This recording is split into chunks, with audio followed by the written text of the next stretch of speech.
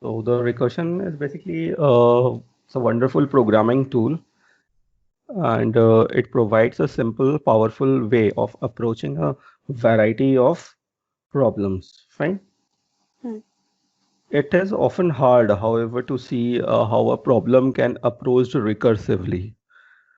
Hmm. It can hard to think recursively. Fine. It is Hmm. also easy to write recursive program that either takes too long to run or doesn't properly terminate at all, right? Hmm. So today we focus on recursion. It's a very means ki the definition is also very easy. That ki when a function calls itself, right? When a Hmm. function calls itself in its own body, right, is Yeah. called recursion. Fine. So Hmm. let me write down the definition of recursion. So when a method body calls itself in its own body or block under a Hmm. condition called exit condition is known as recursion. Fine. Okay. Hmm. So this is the basic definition of recursion, right? Recursion is used to create iteration. What do you mean by iteration? A loop. Yeah, a loop, right? So recursion is used to create iteration or loop by calling the method itself and and updating the argument value, right? So in Hmm. recursion, what we do, we create a loop or iteration by calling the method itself, and what we do, we update the argument value, all right? Yes. Okay, and updating the argument value before recalling it, before recalling it, right? Hmm. So this is what we do in recursion, right? Yes. So the very common example of recursion is that the factorial example, right? Hmm. So factorial basically means कि whenever when if you write here 5 and this is the factorial symbol which you have done in Yeah. class 9 and 10 also, right? This is equal to, sorry, my computer has given the value directly. So it is like 5 multiplied by 4 Four. multiplied by 3 Three. multiply by 2 multiply by 1. It is like this. So Hmm. if you multiply all the values, you will obviously get 120. All right. Hmm. So is equal to 120. Fine. Hmm. So what is happening over here? 5 factorial, right? So in recursion is very good for solving divide and conquer problem. All right. Hmm. So recursion is is a very good, it's a nice tool, it's a nice tool to solve. Say, for example, we have a big problem, and what Hmm. we do, we divide the problem into smaller units and we solve all the smaller units, then my big problem will be solved. Now you can imagine that key 5 factorial is finding out a big problem, which is not big for us, but it is Hmm. a big problem, right? And what we Hmm. do, we divide the 5 factorial into small problems. Understood? Yes. So let's divide 5 factorial. Want to divide the 5 with like this. The first is 1 factorial. Okay. Second Okay. is 2 factorial. Right. The third is we find out 3 factorial. Okay. Hmm. 3 factorial. So what is 1 factorial? So 1. One. Very simple answer. What is 2 factorial? It is 2 multiplied by Two. 1. One. Reducing, no? So Hmm. 2 multiplied by 1. So what will be 3 factorial? So 3 Three. factorial is 3 multiplied by Divided. Six. 2 multiplied Like by two into one. into 1. So if you see that okay, this 2 multiplied by 1 is basically factorial of 2. It's basically Yes. factorial of 2, right? Hmm. Factorial of 2. Okay. So, so if I solve factorial of 2 and if I multiply with 3, then our problem is solved. Fine. Then Yes. then we can do 4 ka factorial. Okay. So how we Hmm. can get the 4 ka factorial, right? So Hmm. we write here 4. We write here 4 multiplied by, right? We can write here 4 into 3, right? 4 into 3 3. into factorial of 2 into factorial of Factorial. 2, right? So what we Hmm. can do here, okay, we can write this as, instead of writing this, we can write here, right? As We can 4 write, into factorial of 3. right, 4 into factorial of 3, factorial of 3, fine. But what is 3 factorial, right? 4 into Hmm. factorial of 3. So what is 3 factorial? So we know that Fac 3 3 into factorial is, factorial of 2. right, 3 factorial is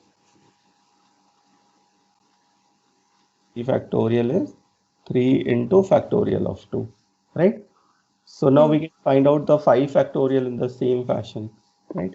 So 5 Yeah. factorial is 5 into 5 into factorial of 4, right? Hmm. Yes. Factorial of 4, right? So we can find out the factorial of 4 inside the factorial of 4 in the factorial of 4 is factorial of 4 into factorial of 3, right? Hmm. So this can be written as 4 into, right? How Hmm. how how we are going to get factorial of 4? Wait. 4. So we write it here. 4 factorial equal to, we can write it here like 4 into uh, factorial of 3. 4 into factorial of. You can see that this when you are writing the factorial of 5. So if you can find out internally the smaller problems, you can easily solve, all right? You can easily solve the factorial of 5, right? You can Hmm. easily, let me write down the code for this. Okay, so I'm writing here integer factorial, and then I'm writing integer of n. So it's always n multiply by factorial of n minus N 1, minus 1. right? Hmm. So I'm not written here. If I going to find out n factorial, n factorial. So you can see that, okay, here the n is a number, right? So you have to Hmm. write here n multiply by factorial of N factorial minus of. 1. So just we are going to use this property over here, factorial Okay. of n minus 1. Right? So this function will return you the factorial. Okay. So let's give a Hmm. try whether this is working or not in BlueJ. So it's given 120, right? Let's try with another Hmm. number here. So let's try with 0. So it has given me 1. With the number like 4. So it's given me 24, right? So it's working fine, Hmm. right? And Yes. earlier what I have done a mistake that I have not updated the value of n, right? So what is happening? It is going to infinite times. So when our loop or when our function is executing infinite time, it will generate an error called stack overflow, right? Okay. Hmm. Okay.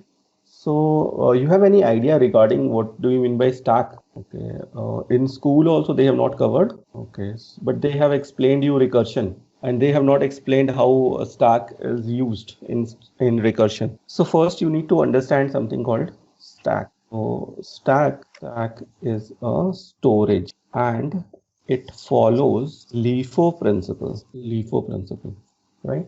So what is LIFO principle? It's called last in LIFO principle. Oh, sorry, I've written this into the bracket. LIFO principle, which is last in first out.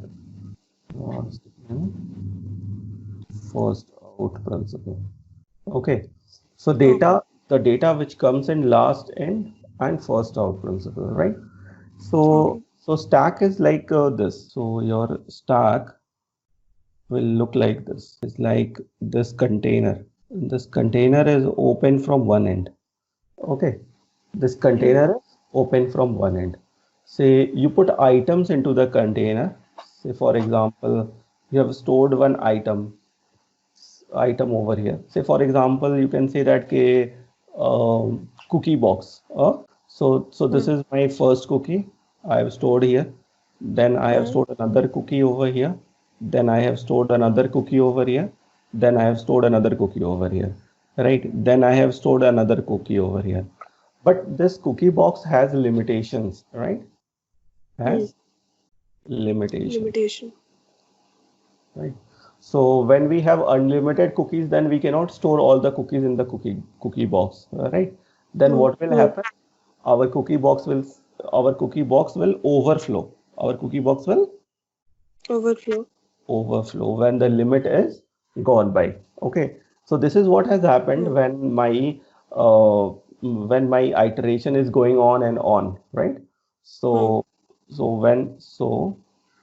when we have an infinite recursion, this kind of problem, this kind of error, we can say error, this kind of error will occur, this kind of error will occur, this kind of error will occur, and it will stop our execution.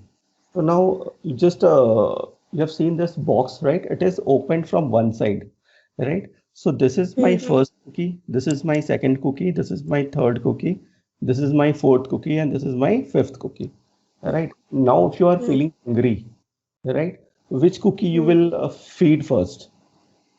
The fifth one. The fifth one, right? So fifth one is the last stored cookie by you, Hmm. and you are consuming it first, right? So that is why it is called last in, first out. First down. Understood? Okay. Right. Okay. So this kind of a stack, right?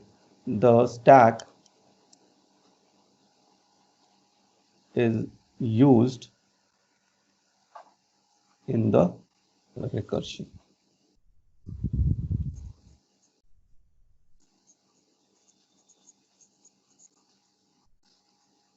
Recursion, right? Hmm. So let's go back to our code. You understood the stack Yes. policy, Yes. right?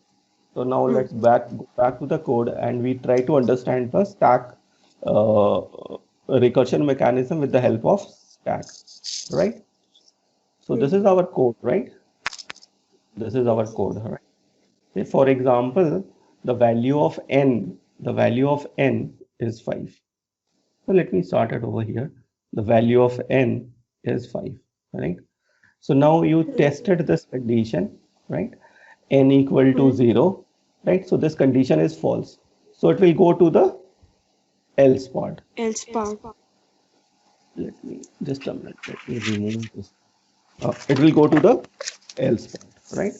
So in the else part, what it is written? It is written n, right, into Hmm. factorial n minus 1. So this is due, right? This is called Hmm. due.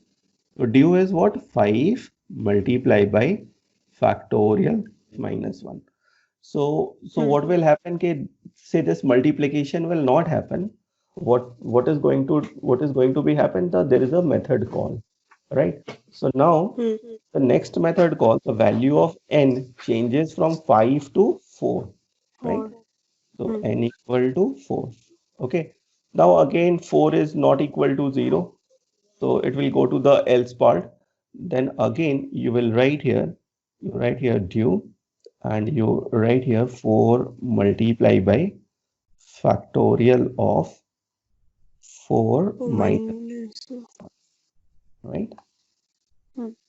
Then again you go back to another call. So 4 minus 1 is 3, right? So Hmm. 3 is again, the if condition is false, it will come to the else part. So here it will write due, right? Hmm. Due. So du will be 3 multiplied by factorial of 3 minus 1. 3 minus, right? So, so again there will be a function call. So the value of n equal to 2, right? And Hmm. and we have a due statement. Okay. So the due statement is 2 into factorial of 2 minus 1, right? So Hmm. again there will be a function call. So 2 minus 1 is 1, right? So if 1 equal to 0, return 1. So this condition is false, right? Because n equal to Hmm. 0.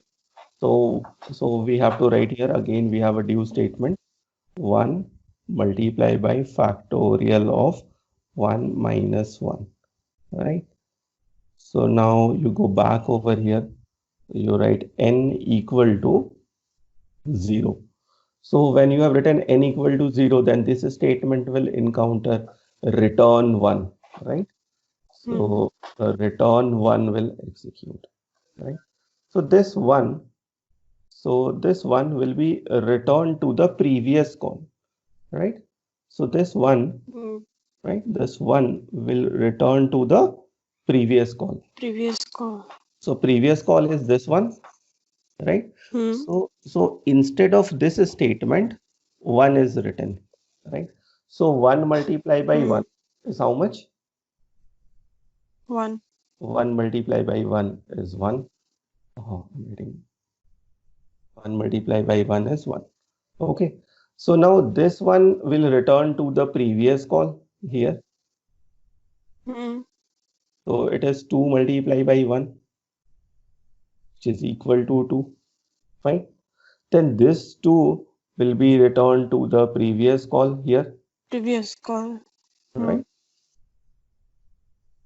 So 3 multiplied by 2, which is equal to 6, 6. right? Then this 6 Hmm. will be returned to the previous call. So for this place, 6 will be placed. So 4 into 6 is 24, right? 24. Right. Then 24 is placed for this call, the previous call. Hmm. So 25 into 24 is 120. So now now your stack is empty because you have eaten all your cookies. So what will happen? Hmm. This 120 will be returned to the caller, right? 120 Okay. is returned Done. the caller. Fine. Hmm. Understood the stack mechanism. Yes, sir. So this is how you have to do the dry run. So whenever you are doing the dry run of the code, you have to write which Hmm. statement is due and what is the current state of the function. Okay. So what you have to Hmm. write? You have to write two things. Okay. Let me change the color. Okay, let's take this one. So what you have to do? You have to do two things here. First, you need to write down the write down the state of the function. Write down the state of method. State of method. Fine. And next thing, what you have to do? Next thing, you will write down the due statement, right? So when Hmm. this, the technique is this key, when this return statement will occur now, from Hmm. that, from that moment, we start doing the back calculation. We start doing the back calculation, Back calculation. right? And we get our result, right? So Hmm. this is how we do the dry run of our recursive Program. function, right? So Hmm. so currently this is the thing which is going into your classroom, right? Hmm. Okay, understood. I hope your idea is clear about Yes. recursion. Okay, Hmm. fine. So you can see here, Anushka, that to create this stack, right? To create Hmm. this stack, right? To create a stack, we have called a push function, right? Let me write Hmm. it here. To create stack, to create stack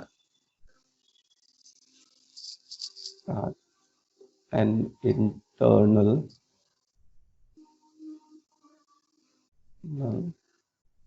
push function is called, right? Hmm. To create the stack. So in our case, this how many values are there in stack? 1, 2, 3, 4, and 5, right? Hmm. So from here, pop function is started. From here, pop function is Pop. started, right? Started. Hmm. So to remove to remove to remove data from stack,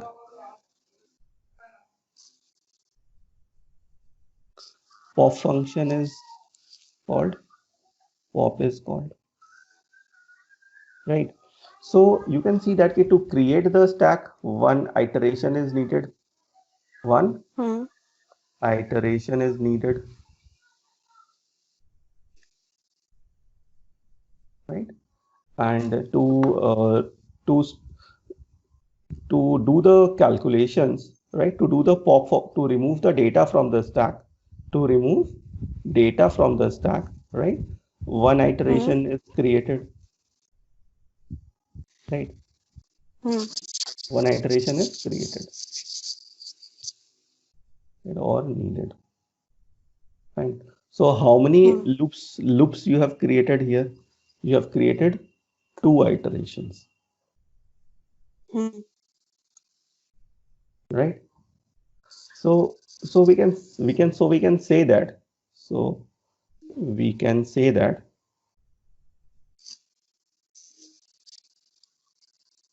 recursion is a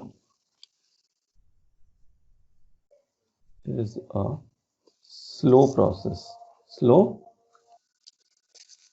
process, fine. Hmm. Okay.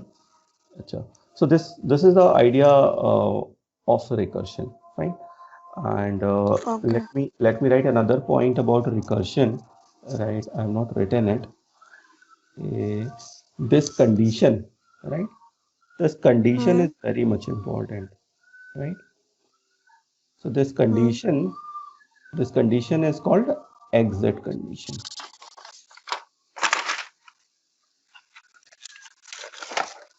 This condition is called exit condition, Exit right? condition. Okay. Hmm. So when this condition executed, my pop function will start, right? When this condition Hmm. is true, right?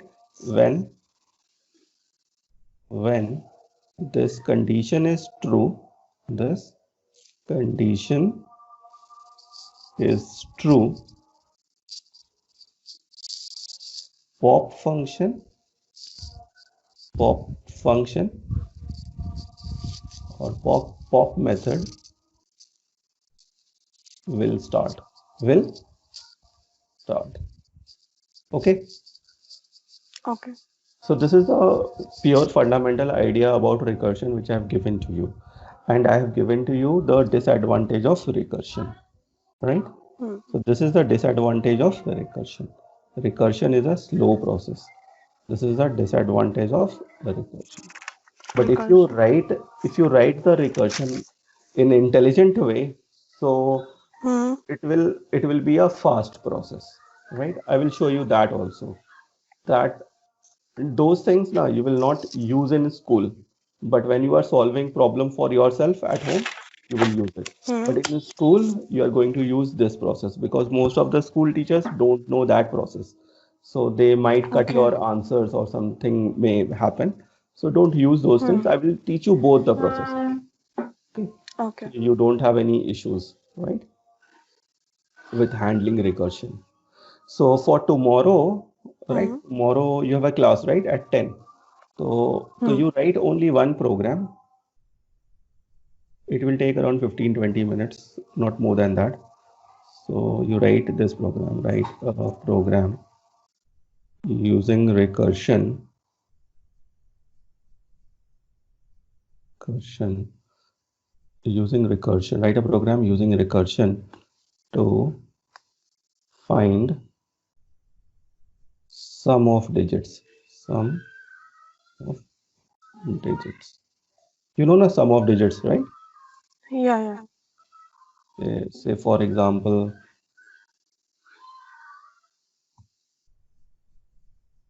253 is entered. So your output would be 10. Hmm. So this is the thing which you have to write. So you can use this int sum of digits and write here integer of n, right? Okay, so this is the Hmm. one. And if you thought, okay, sir, it can be done in another way, you can do it in another way also. Okay, Okay. if Hmm. you thought, you can think about it another way also. Sir, You have used this way. There's another way. Okay, so hmm. let me solve in this way, right? Hmm. So what I'm doing here, I'm writing here integer sum of digits, integer of n, right? Hmm. So first you need to solve the problem with your hand, and then you can think about a recursion, right? Hmm. Say for example, I have a number like 250, 51. Fine. Hmm. So how I'm going to find out the sum of the digits? Because as we can see with our eyes, directly add the digits and solve it. But computer can't do this, right? Hmm. Because computer is not programmed like us. No, we Hmm. have we are also programmed by our parents, then our teachers. No, different teachers and different people, right? Hmm. So we are very good computer. So when we see with our eyes, we can solve the problem. Okay, so for example, 2 plus 5 plus 1, which is 8, right? Hmm. But the computer has to solve this problem in a different way, right? So we need Hmm. to explain the process how computer will solve this process, right? So computer has to extract the digit first, right? So Hmm. to say this number is stored in a variable called n, right? And Hmm. now computer has to extract the digit first and then add with the next digit, right? So Hmm. for that, what you have to do, you have to write n modulus of 10, right? Hmm. And then what will happen? Okay, then you will chop this digit out. You have to chop this digit out, Digital. right? So for that, what you have to do, you have to write n by 10, right? So your digit is being chopped out, right? Yes. So here you have got, here in this situation you have got 1, One and and and here you have got 25, 25. right? Hmm. And then we take this situation forward, all right? Then Hmm. we take this situation forward. So again, what we have to do, okay, we have to write n modulus of 10, which is equal to 5, and n by 10 will give you 2. Okay, so Hmm. again we need to take this forward, right? We need to take this forward. So what I'm doing here, n modulus of 10, right, will Hmm. give me 2. Two. Will give me 2. It's visible, right? Yeah. Okay. And if I write here n by 10, it will give me 0, Zero. right? So now I have to stop here, right, when I'm getting 0, and I have to add this with this and this with this, and I will return the result to the caller, Hmm. right? Understood my thought process, how I'm thinking about it. Yes. So how I will generate this? Okay, So I will generate it like this. Okay, I have said now I have to update the argument. So here I'm updating the argument, right? So the name of the method is sum Sum of of digits. digits. So I'm writing this, right? And I need to add this value. I need to add this value with this one. Okay, so I can write here plus. Okay, then again the same process here. So here also I am writing sum of digits, and I'm updating this, right? And again I can add with the previous value. I can add with the previous value, Previous one. right? So again, means ki after this call, again I am calling this one. So sum of digits,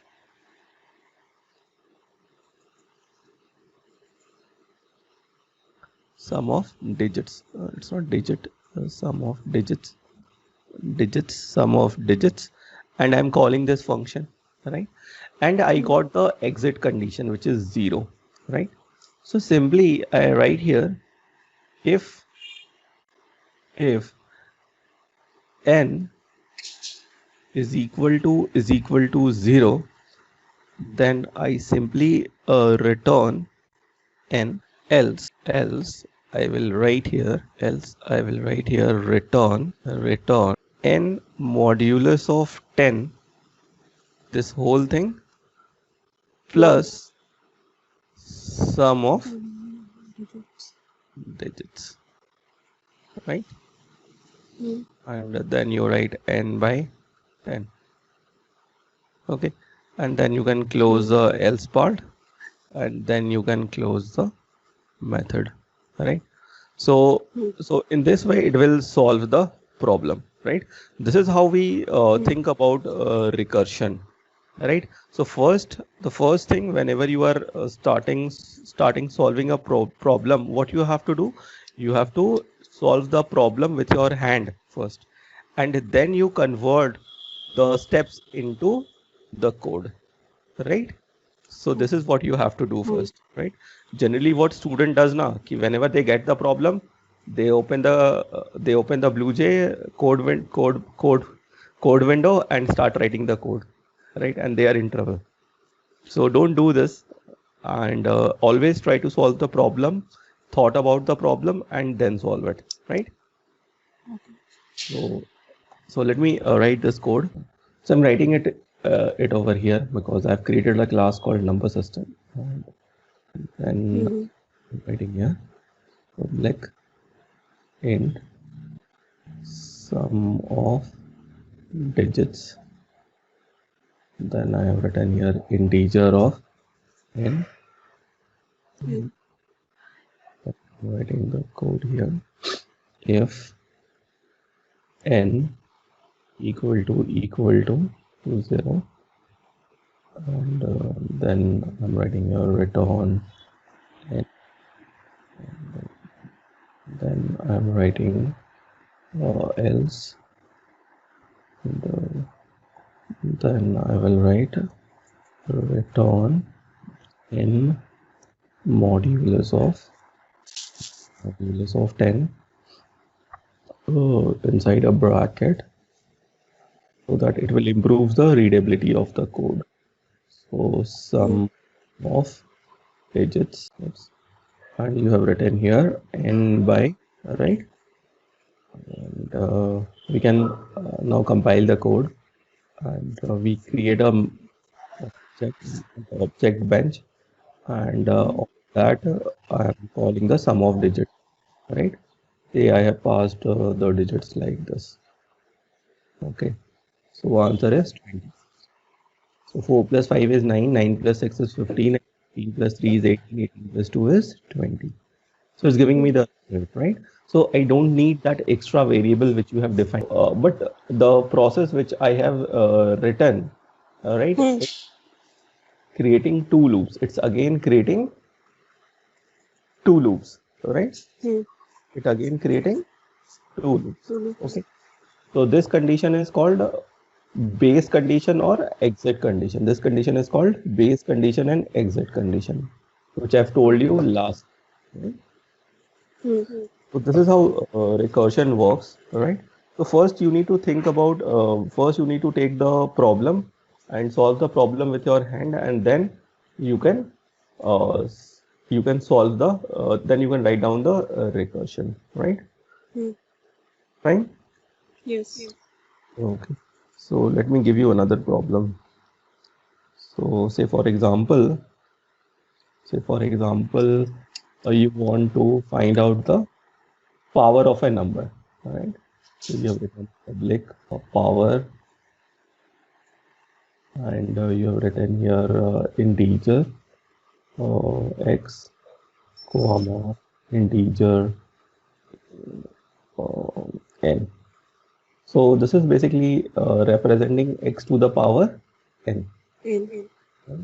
and now you need to find out. Let me take long variables instead of int. Long x, and here we can write. You try to write the logic of this function. Okay. First, you solve it in your copy, and then try to write it down. Say, for example, you want to find out 5 to the power 4.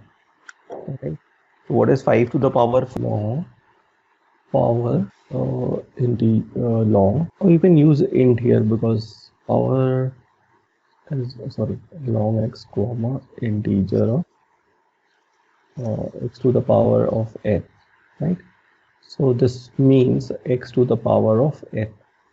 This is what we need to. So we take one example here. So for example, I said example is 5 to the power 4. Right. So how we will solve it, right? So to solve it, what we have to do, we have to write here 5 into 1 first, right? So we get 5. Then in the next step, we write 5 into 5, right? Then we get 25. Then we write here 25 into 5. So we get here 120. Now the result is 125 into 5, which is 620. Right. So this is what we have to do. Okay. So the thing is this, okay, if you write down the steps, right? If you write the steps here, so this is step number 1. So, or we can write it like this. Okay, this is step number 1. This one is step number 2. This one is step number 3, and this one is step number 4. So in 4 steps, I am solving it, right? So if you reduce the steps, right, you will get the answer. If you write this steps reverse in a reverse order, right, you can write this in a reverse order. First, you write down the step number 4, which is 125, which is 125 into 5 is equal to 620. Then you write step number 3, right, which is 25 into 5, which is 125. Then you write down step number 2. Okay, so 5 into 5, which is 25, right? Then you write down step number 3. Step number 1.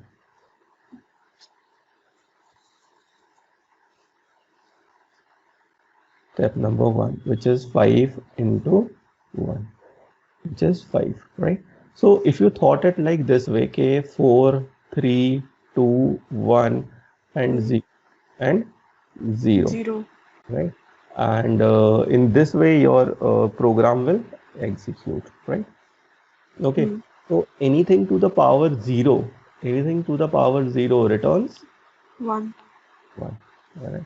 So this will be your base condition. This will be your Base condition. base condition. So we have got the base condition here, right? So anything to the power 0 is 1. So now you simply write here if is equal to 0, right? So what I have to return? I 1. have to return 1. So I have got the base condition here, right? Quite naturally. Now I have to write here, so else, so I have to use x, right? This is the value. So I will write here return x multiply by what I have to write here. I have to write here power. I have to update this n because 4, then 3, then 2, then 1, and then 0, right? Okay. So when the value of n is 0, it is returning me 1. So I will be doing this calculation. I will be doing this calculation first. Then I will be doing this calculation. Then I will be doing this calculation, and then I will be doing this calculation, and my job is done. Done. Right? Hmm. Now, so let me write this as these things. Let me explain you first this thing. So this is how it is happening. Say first time when you call the function, what is going to be happen? The base condition is false. False. The value of n is say 4. Value of n is 4, right? And what will happen here? I will get the value of x. I will get the value of x, right? Plus, sorry, not plus, multiplication. Multiplication. Wait, I have written the multiplication here. Yeah, I have written the multiplication. So what is happening here? I am writing here multiplication, right? X multiply by, I am writing here power.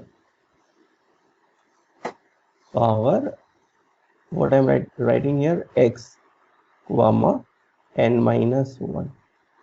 So it will call another method call. Right? So this part is, this much is due. This much is due. It is not executed. It is not calculated. Right? So another method call. So n equal to 3. Fine. Then again we have x multiply by power. You can see that every time I'm calling this, right? Power. And see the value of x, which is fixed every time, every time.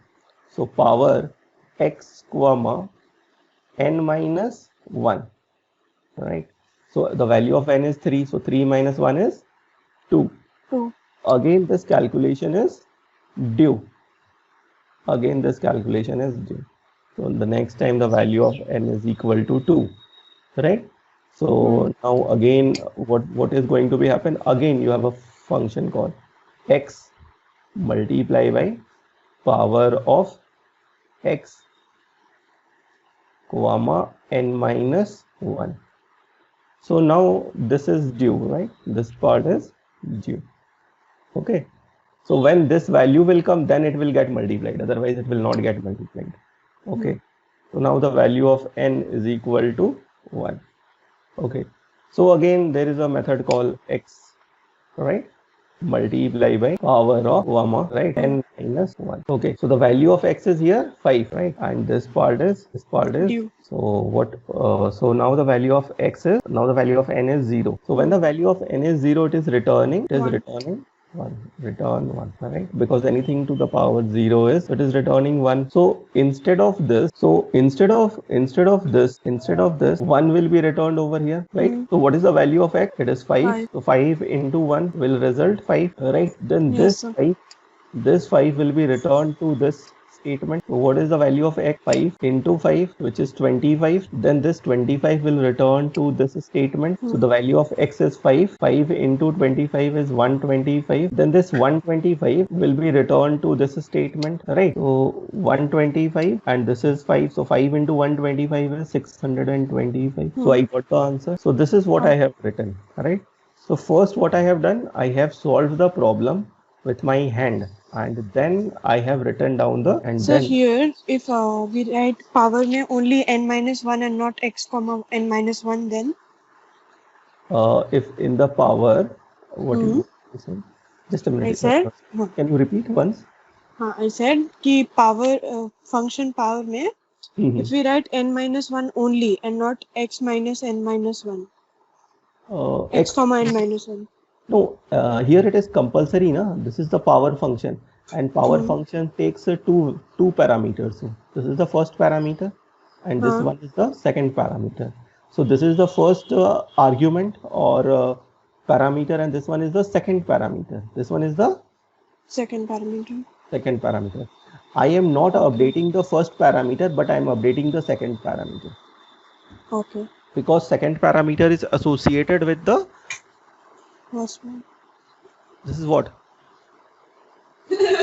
N. This is n, but what it is called? It is called base condition. Base condition or base condition or exit condition. Base condition or exit condition. So the thing is this, here there is one skill, very small skill. I'll tell you.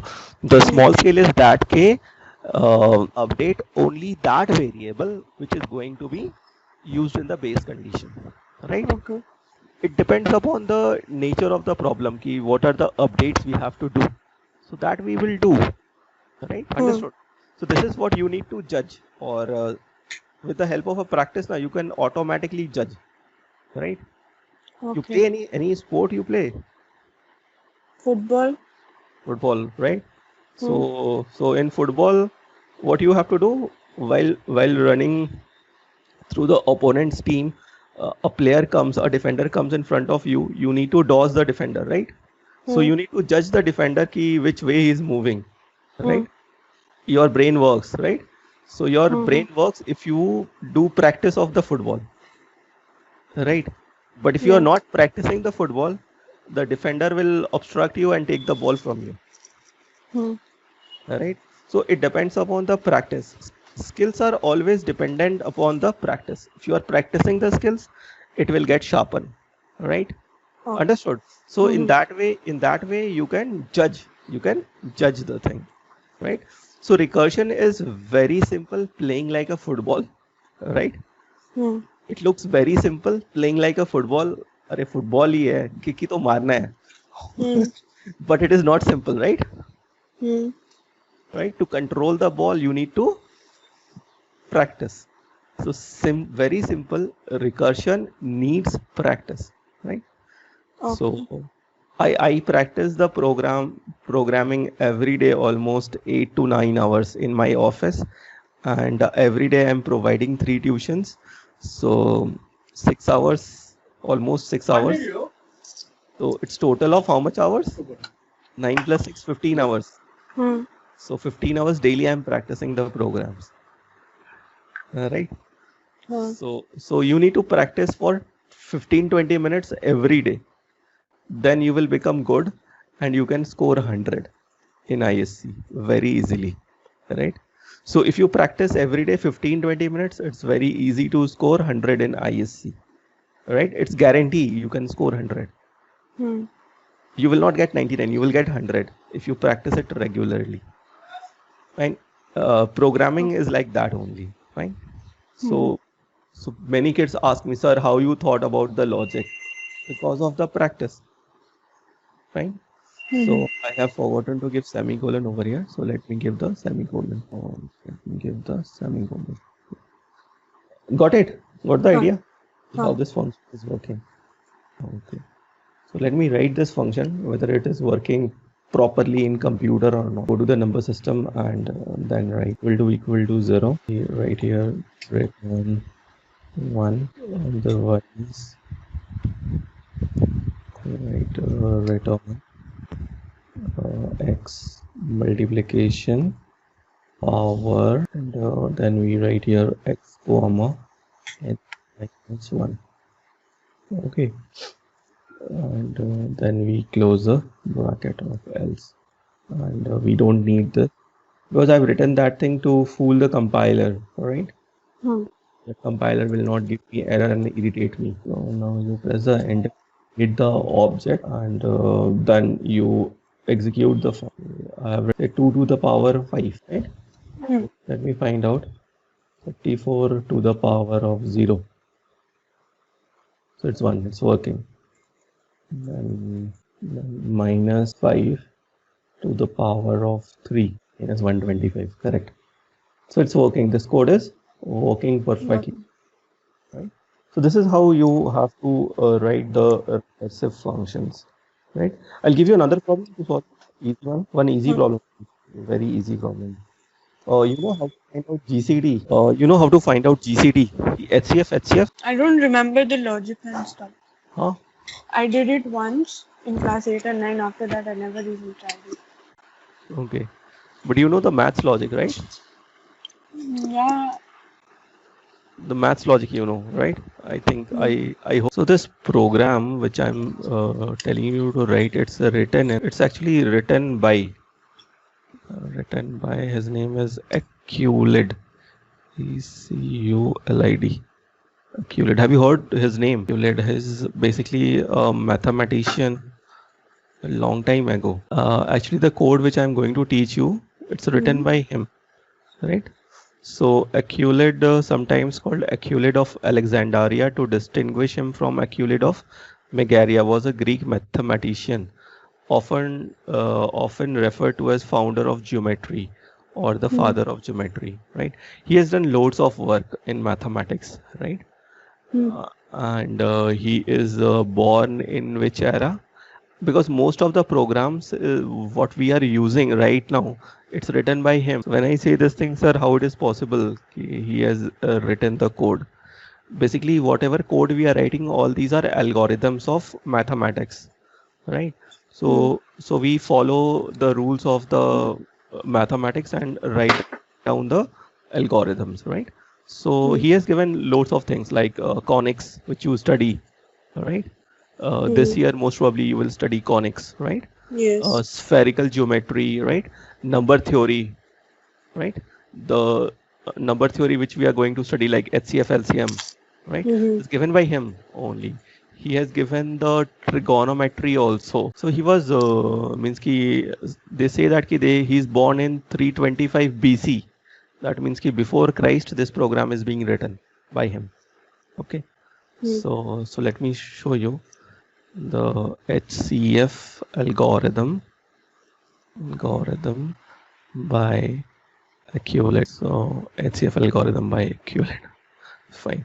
So this is the algorithm and it is written by him. Eculid's division algorithm is a process by applying Eculid division lemma in succession several times to obtain the HCF of any two numbers, right? Okay.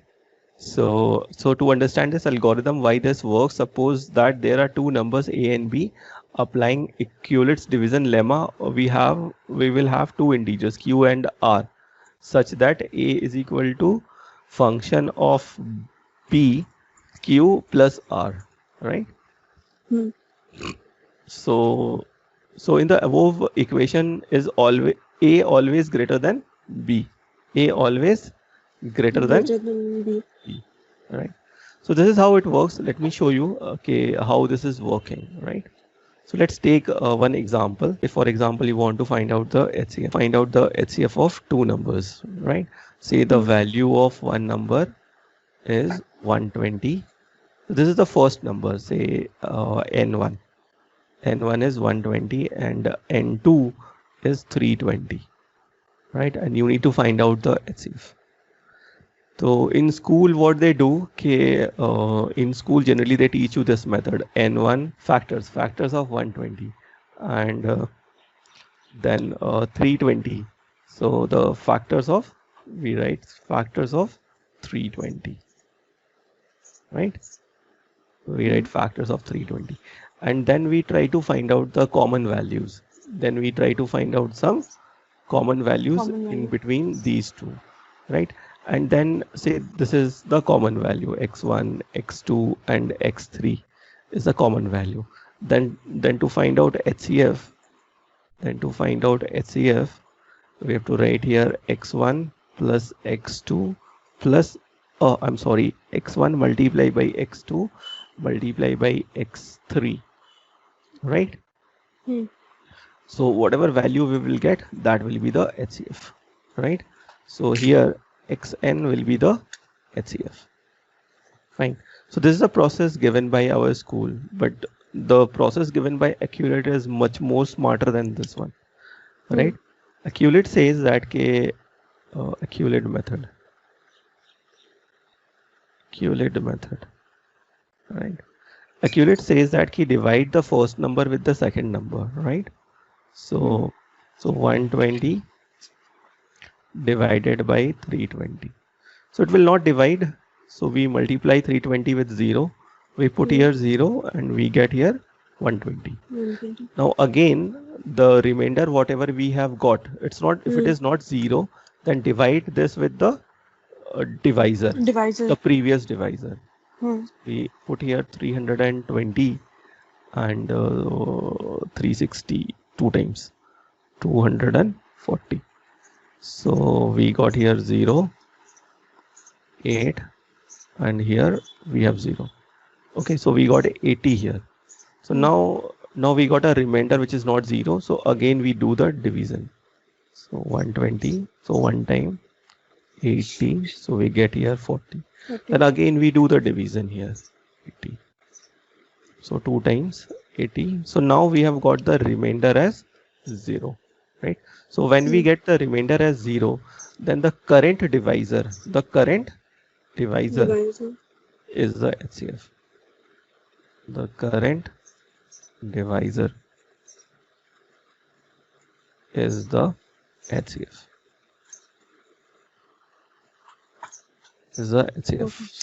So for in this case we have 40. So 40 is the HCF of 120 and 320.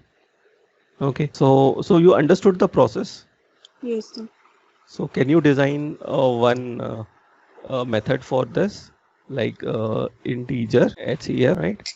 Integer of n1 comma integer of n2. So can you write down a method to find out the HCF? You can write recursive and non-recursive both. If you are not getting the recursive one, you can write down the non-recursive one. Not a